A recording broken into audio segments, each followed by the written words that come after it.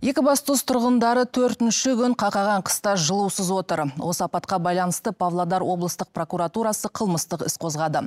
Ведомствоаралық тергеу тобы кінәлілерді анықтаса 5 жылға дейін жаза арқалауы мүмкін. Ал арқаның сақылдаған сарайазында Екібастұз тұрғындары электр пешімен жан сақтауға мәжбүр. Ұрымтал сәтті пайдаланғандар оның да бағасын көтеріп жіберіпті. Бірақ халыққа тоқ пешті сатып алудың қажеті жоқ. Компания өзі таратады деді вице-премьер Серік Жұманғарин. Қатқан құбыр мен істен шыққан жылу орталығын жөндеумен қапылып жатқан жұмысшылар әзірге көп қабатты 22 үйді жылу желісіне қосқан. Көмірлі аймақтағы ахуал қалай? Екібастұзға арнайы барған әріптесім Елдос Есенбол айтып береді. Міне осы күніміз осы обогреватель. Бұлды жұмысқа кетеді, жұмыстан алып келеді. Жолановтар отбасының соңғы 4 тәуліктегі тірлігі осы. Тоқ пештің тасасында отырып, қолымен қатар жаураған көңілімізді де жылытамыз дейді. Себебі бүрсен қағып, қақаған суықта су тазалау оңай емес. Азынаған үйде отырудың жөні тіпті бөлек. Біздер балдарды апасының үйіне жібердік, оларда жылу бар екен. Оранып жатамыз, бар киімді киіп. Мына спортивный шапкада бас тоңадым болды. Екібастұз халқы почти 90% біледі, ол қазандардың барлығы теплоцентральдің өзі 90%-тен жоғары тозғандығын бәріміз білеміз. Авария болған кезде бір жерден су ақса келіп, чөпік қағып кетеді, ол өзі шіріп трубалар біткен ғой. Екібастұз тұрғындары жылу электр станциясының ескіргенінен бұрыннан хабардар. Неге басшылық қыстың қамын жаз ойламады деп күйіне тұр имажи. 70-тен асқан қария киіз байпақпен түбіт шәлімен жан сақтап отыр. Тіпті мысықтың өзі жыл төсектен тұрғысы келмейді. Мынау кішкене ғана электр жылытқышты әжеге жанашыр жандардың бір әкеліп беріпті. Көктемнен бері айтылды ғой, жылу электр орталығы ескі, осы қысқа шыдамайды деп. Міне бірінші суықтан мынадай жағдай. Жылу құбырларының ұстасаңыз қолыңыз жабысып қалады. Күндіз түні тоқ пешпен отырмын. Осыған кеткен электр ақысына бар зейнетақымды беретін шығармын.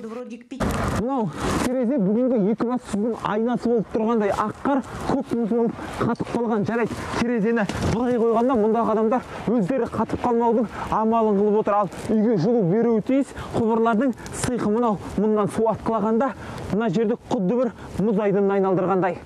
Мұндағылар әйтеуір тоқ пешпен бойын жылытып амалдаса, тіршілік нәрін таппай жүрген тұрғын көп. Бөтелкесін арқалап су іздегендерді де жиі кездестіресіз. Жағдай осы міне көріп тұрғандай. Не ыстық су жоқ, не су жоқ. Су іздеп жүрмін, су жоқ ешқайда.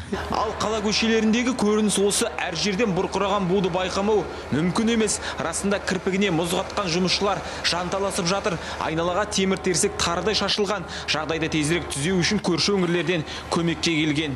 Сатпаев Жезқазған Балқаш қаласынан 20 адам, 4 бригада, 4 машина техникаларымызбен келіп отыр. Мұны бүгін жұмысты жүргізіп атырық, таңертең 7-ден бастап. Мұндағы ахуалды көзбен көруге вице-премьер, сауда және интеграция министрі Серік Жұманғарин, төтенше жағдай министрі Юрий Ильин келген. Жалпы 200-ден астам маман жаураған Екібастұзға жылу беруге тырысып жатыр деді Жұманғарин. Кешке түгел жылу береміз дегенде де айтықталды. Сауда министрінен саудасы қызған электр жылытқыштар туралы сұрадық. Себебі қолынан келсе қонышынан басып, мұндайда пайда тауып қалуға тырысатындар бар. 5000 осы электр жылытқыштар қала тұрғындарға берілді. Тегін. Әрине сұраныс көбейіп кетті, көтеріліп кетті. Сұраныс көбейсе, әрине бағада көтеріледі. Ешқандай қажеттілік жоқ барып сатып алуға. Жетеді бар. Оны беріп атқан қазіргі уақытта мына жаңағы компанияның иелері. Сонымен жылуға қатысты халықтың шығынын жылу электр орталығының басшылығы өз мойнына алады. Ал тоқ пеш қосуға кеткен электр ақысына бір механизм ойлап табамыз деп сендірді.